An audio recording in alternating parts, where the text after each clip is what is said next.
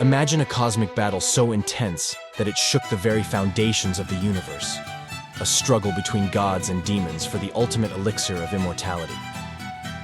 But what if I told you that this epic event, known as Samudra Manthan, is not just a tale of power and magic, but a story filled with secrets, mysteries, and divine interventions that shaped the destiny of the cosmos?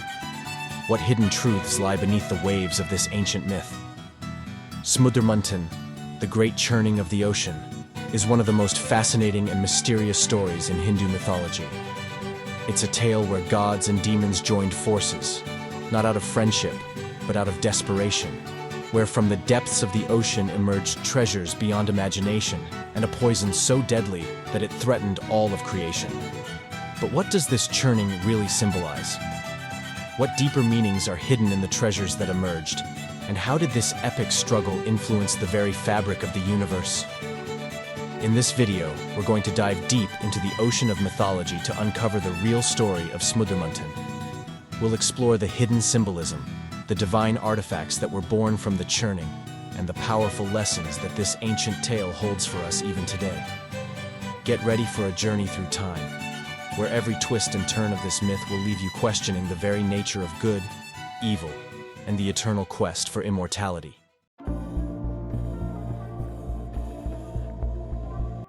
One day, the great sage Durvasa was wandering through a forest when he came across a celestial nymph named Mantla. She was adorned with an exquisite garland made from the divine flowers of the Kalpvruksh, a sacred tree of the heavens. The flowers had a fragrance so enchanting that Durvasa, captivated by their divine scent, requested the garland from Mantla. Showing deep reverence, she bowed to him and graciously offered the garland. After receiving the garland, Durvasa journeyed to Swarg, the heavenly realm, where he encountered Indra, the king of the gods, sitting regally on his magnificent elephant, Airawat. With great respect, Durvasa presented the garland to Indra, who accepted it but carelessly placed it on Airawat's head.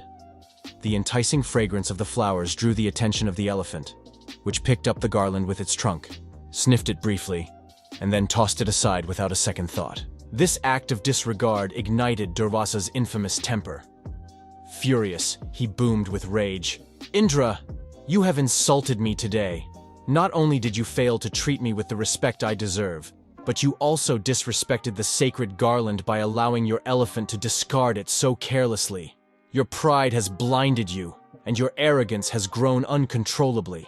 As you have scorned my gift, so too shall your reign over the heavens falter." Despite Indra's pleas for mercy and forgiveness, Durvasa remained firm in his anger, unwilling to be swayed.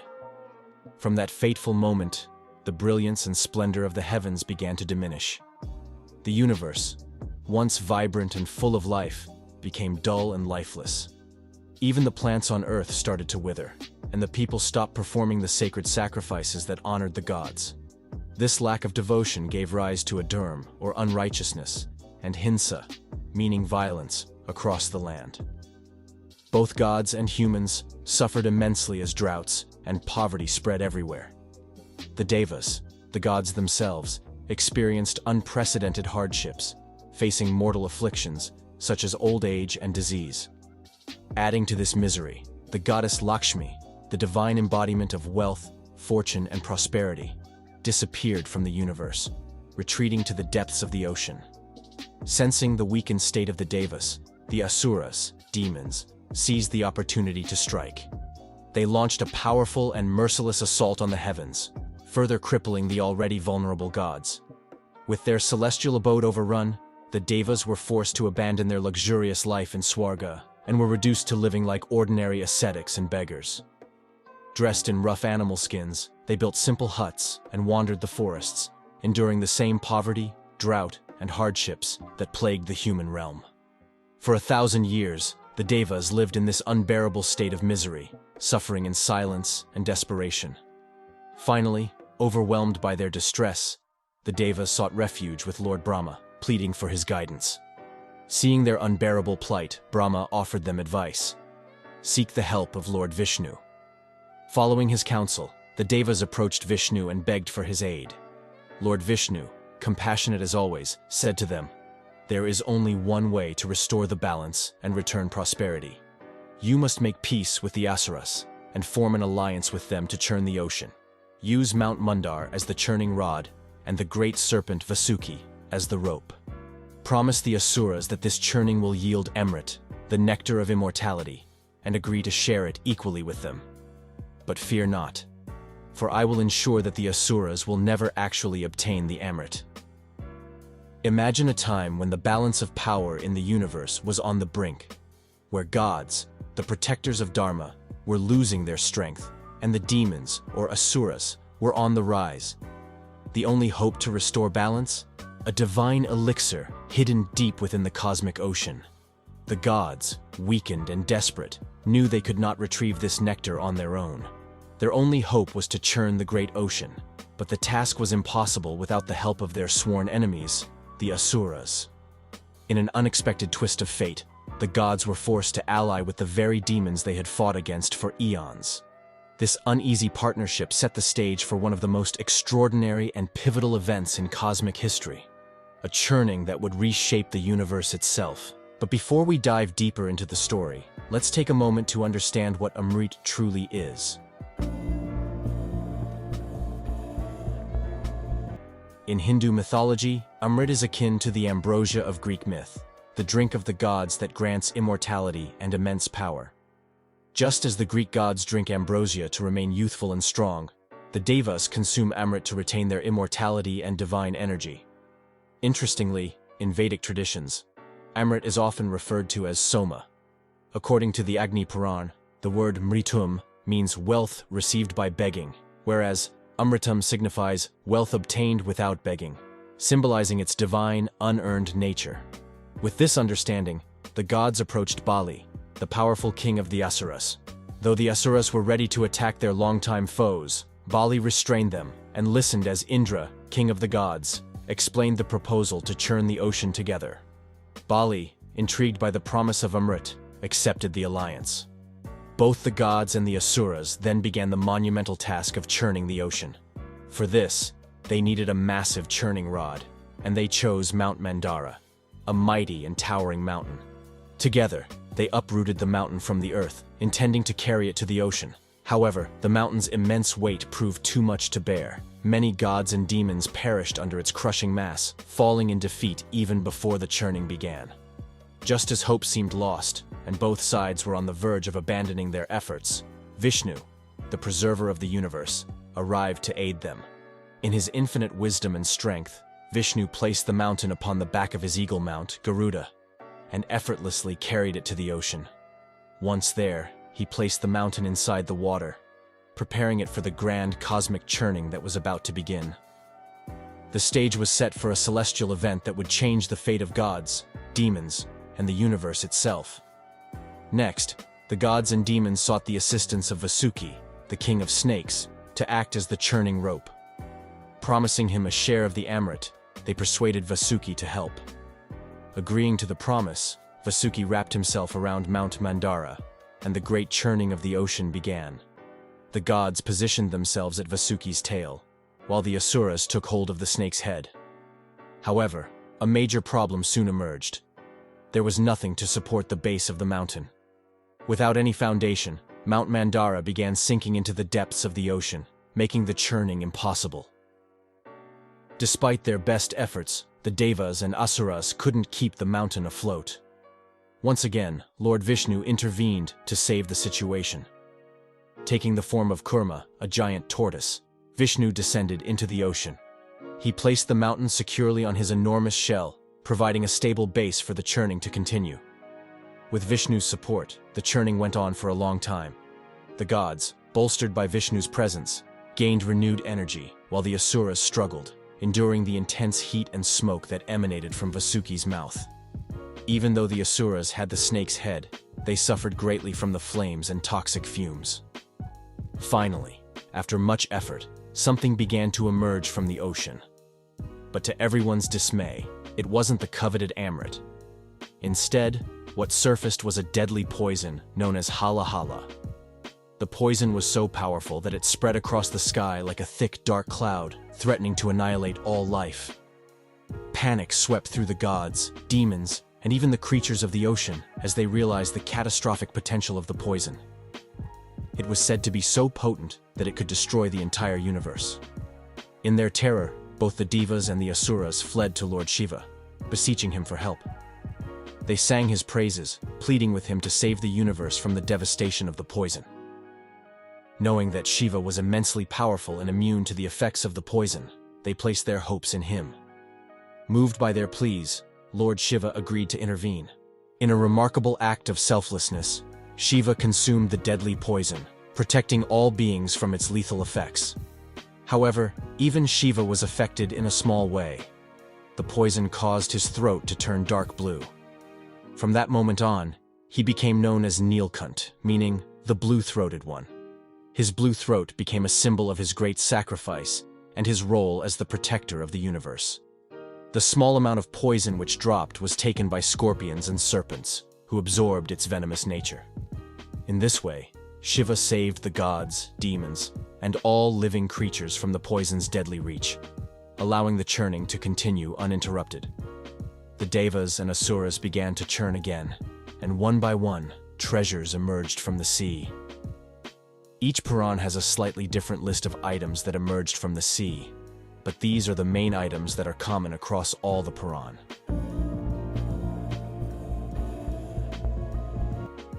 The very first treasure, Ratna, to emerge from the churning of the ocean was Surabi, also known as Kamadhenu. Surabi is a magical, wish-granting cow that can fulfill any desire. In sacred texts like the Garga Samhita, she is described as the mother of all cows and the goddess of cattle. Kamadhenu was claimed by the rishis, sages, because she could provide them with milk and ghee, essential offerings needed for performing Vedic sacrifices. Following Surabi, the divine horse Uchchai rose from the ocean's depths. This extraordinary horse had 7 heads and was as white as the radiant moon. Initially claimed by Bali, the king of the Asuras, Uchchai was later seized by Indra in a separate incident, marking the horse as a powerful symbol in divine mythology. The next treasure to surface was the Kaustuba jewel, a dazzling ruby whose brilliance illuminated the sky. This precious gem was claimed by Lord Vishnu, who placed it on his chest, where it remains as a symbol of his divine power and wealth. Next, the Kalpavriksha tree emerged from the waters. This divine tree is known for its ability to grant any wish. The Devas claimed this sacred tree and took it back to the heavenly gardens in Swarga, where it stands as a symbol of abundance and divine blessings. As the churning continued, the Apsaras, celestial nymphs, arose from the ocean. These beautiful women, adorned in golden jewelry, danced gracefully and skillfully. In Hindu mythology, the Apsaras entertain the gods by performing elegant dances in Swarga, the realm of the heavens. Their beauty and artistry captivated all present. Following the Apsaras, the goddess Lakshmi emerged from the ocean. If you recall, Lakshmi had been submerged in the waters due to sage Durvasa's curse. As she reappeared, both the gods and demons were enchanted by her unparalleled beauty. All desired her, but Indra, king of the gods, offered her a grand seat and worshipped her with the sacred waters from holy rivers. The Gandharvas sang in her honor, and the Apsaras danced in her presence. After bathing in the sacred waters, the ocean itself presented her with silk garments, and Varuna, the god of the seas, gifted her the divine Vaijayanti garland. Vishwakarma, Saraswati, and Brahma adorned her with exquisite jewelry. Among the many admirers present, Lakshmi chose Vishnu as her eternal companion, declaring him to be flawless.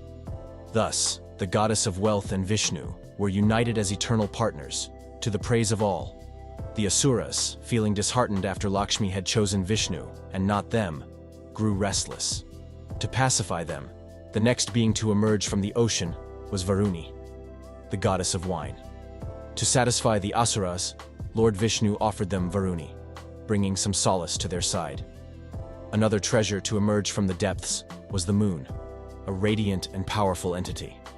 The moon was claimed by Lord Shiva, and this is why in many depictions and paintings, Shiva is shown with a crescent moon adorning his head, symbolizing his control over time and change. Finally, the Panchajanya conch shell and the mighty Sharanga bow surfaced from the ocean. Both of these divine weapons were taken by Lord Vishnu. They are now iconic features of his divine representation, symbolizing his protection and strength. Suddenly, after all the treasure Ratnas had emerged from the sea, a man appeared. He was youthful and strong, with a bluish complexion, reddish eyes, and curly hair. His body was adorned with sparkling jewelry, and in his hand, he held the ultimate prize, the very thing this entire story has been building up to, a jar of Amrit. This figure is known as Dhanvantari, an avatar of Vishnu, who is also revered as the father of medicine. The moment the Asuras laid eyes on the jar of Amrit, they rushed towards Dhanvantari and forcibly took it from him. Witnessing the Asuras seize the Amrit, the gods once again turned to Vishnu for help. Vishnu reassured them that he had a plan in mind. Meanwhile, the Asuras began quarreling fiercely among themselves, shouting, "Me first! No, I should have it first! Not you!" as they struggled to claim the jar. At that moment, a stunning woman appeared before them. Her face was flawless, with perfectly symmetrical features, and she possessed an hourglass figure. Her limbs were adorned with glittering jewelry, and her hair was elegantly decorated with flowers. The Asuras, who had been fiercely competing for the Amrit, were instantly captivated by her beauty. They completely forgot about their quarrel and gathered around her, their curiosity piqued. "Oh, beautiful lady, who are you? Where have you come from, and why are you here? This Amrit has turned us against each other. Please, distribute the Amrit fairly, so that we may avoid further conflict," they pleaded. This enchanting woman was none other than Mohini, an avatar of Vishnu. With a playful laugh, Mohini responded, "If you agree to accept whatever I decide without question, then I will distribute the Amrit among you." The Asuras, utterly mesmerized by her charm, readily agreed and handed over the jar of nectar. Mohini then instructed both the Devas and Asuras to take a ritual bath and perform the Svasthayava rites. Once they had done so, they all sat down in rows, eagerly waiting for the enchanting Mohini to return. Soon, Mohini made a seductive entrance into the hall and began the distribution of the nectar. Cleverly, she started by giving the Amrit to the Devas. The Asuras might have protested, but Mohini skillfully distracted them with her enchanting smiles, playful words, and flirtatious gestures. Completely entranced by her allure, the Asuras were too bewitched to voice any objections, fearing they might displease her. One of the Asuras, Rahu, quickly realized what was happening. Mohini was distributing the Amrit, nectar of immortality, exclusively to the Devas. To deceive her, Rahu disguised himself as a Deva and slipped into their ranks, positioning himself between Surya, the sun god, and Chandra, the moon god. As Mohini moved down the line, offering the nectar to each Deva, she unsuspectingly handed the Amrit to Rahu as well. Just as Rahu lifted the pot to drink the nectar, Surya and Chandra noticed the deception.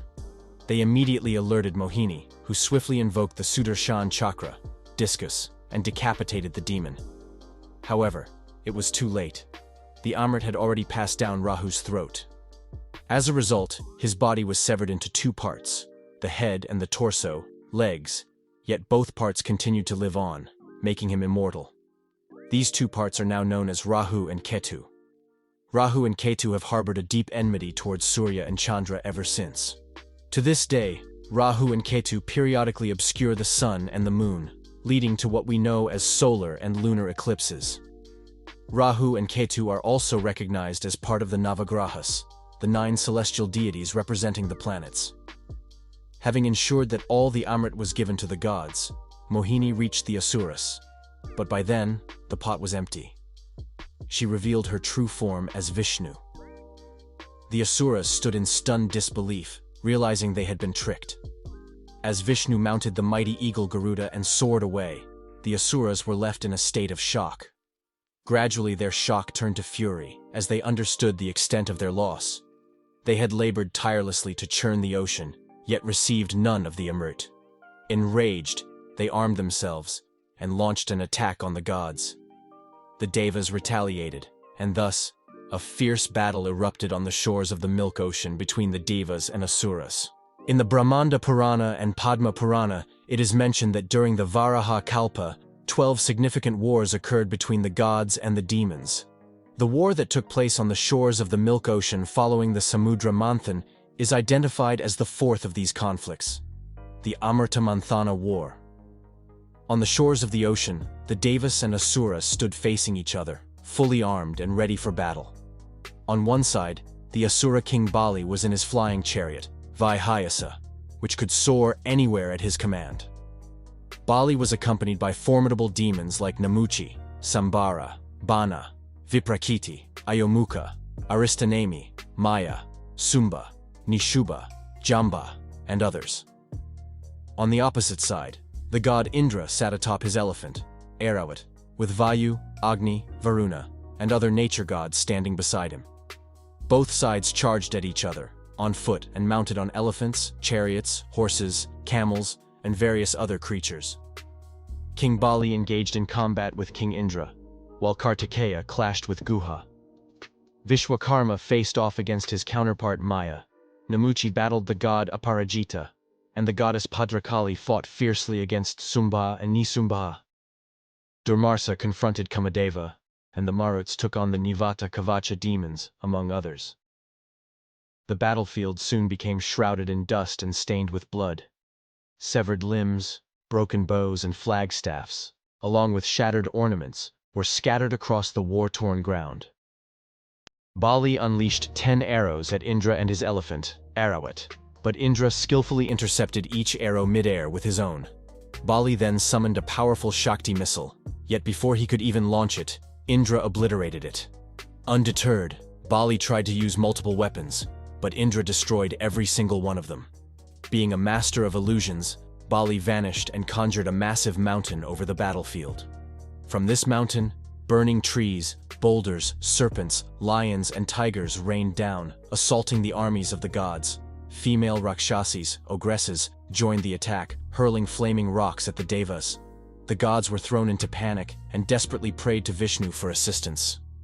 Vishnu swiftly entered the battlefield, and the moment he appeared, all the illusions vanished. The demon Kalanemi then attacked Vishnu with a javelin, but Vishnu caught the weapon mid-flight and killed Kalanemi with it. He also defeated the Asura general Malyavan. With Vishnu's intervention, the Devas regained their courage and strength. Indra boldly declared his intention to kill Bali and raised his formidable Vajra, thunderbolt weapon. As Bali countered, Indra hurled the Vajra at him, causing the mighty demon to fall unconscious as his chariot plummeted from the sky. Witnessing Bali, his king and friend, lying on the ground, Jamba charged at Indra. Mounted on a lion, Jamba struck Indra's elephant, Airavata, with his powerful mace, knocking the beast unconscious. In response, Indra's charioteer Matali quickly brought forth a chariot drawn by 1,000 horses. As Indra transitioned from the fallen elephant to the chariot, Jamba hurled a javelin at Matali. Despite the excruciating pain, Matali endured, and in retaliation, Indra unleashed his Vajra once more, beheading Jamba. Namuchi, Bala, and Paka then launched a fierce assault on Indra, shooting thousands of golden-hilted arrows at him, his chariot, his horses, and Matali. The barrage of arrows enveloped Indra and his chariot in a thick cloud. Though momentarily overwhelmed, Indra quickly regained his focus. He invoked his Vajra again, beheading both Bala and Paka. Overcome with rage and grief at the sight of his slain friends, Namuchi seized a golden javelin and hurled it at Indra. However, Indra shattered the weapon into countless pieces with his arrows. When Indra once again hurled his Vajra at Namuchi, this time, it failed to pierce Namuchi's skin. Indra was left astonished. His Vajra, which had vanquished many great demons like Vritra, now seemed powerless against an insignificant Asura. Suddenly, a divine voice echoed from the heavens, declaring, "This demon cannot be slain by any weapon, whether wet or dry. He has been granted a boon that makes him impervious to anything that is either wet or dry. You must find a different method to defeat him." Indra pondered this revelation. As he surveyed the battlefield, his gaze fell upon the sea foam. An idea struck him. Foam, by nature, was neither fully wet nor fully dry, but a blend of both. Realizing this, he used the foam to sever Namuchi's head. Meanwhile, as the battle continued, Narada descended onto the battlefield. He addressed the senior gods, saying, you have secured the nectar and have the support of Vishnu and Lakshmi. It is time to cease your fighting and return to your homes in peace." Heeding Narada's advice, the gods ended their conflict and returned to heaven, victorious. They had obtained the Amrit, nectar, and triumphed in the war. The surviving Asuras carried their unconscious king Bali to the western mountain. There, Shukracharya, the Asura guru, recited the secret Samjivani mantra he had received from Shiva many years prior. This powerful mantra could revive anyone. Consequently, Bali and the other Asuras were brought back to life and fled to Patala. After the war, the marriage of Vishnu and Lakshmi was celebrated with great joy, as they were finally reunited. All the gods and divine beings from across the universe gathered to attend this grand wedding. Tavastra, the celestial architect, constructed a magnificent and beautiful hall specifically for the ceremony. This hall was adorned with pillars lined with glowing bejeweled lamps, wish-fulfilling trees, and elegant arches. The revered sages performed Lakshmi's ritual purification, while the Gandharvas sang melodious tunes and played musical instruments. The Apsaras added to the festive atmosphere with their graceful dances. Once Lakshmi completed her ceremonial bath, she was dressed in splendid yellow silk garments and adorned with exquisite jewelry. The gods honored her by presenting her with precious gifts. Since Lakshmi was considered the daughter of the ocean god formally gave her hand in marriage to Vishnu.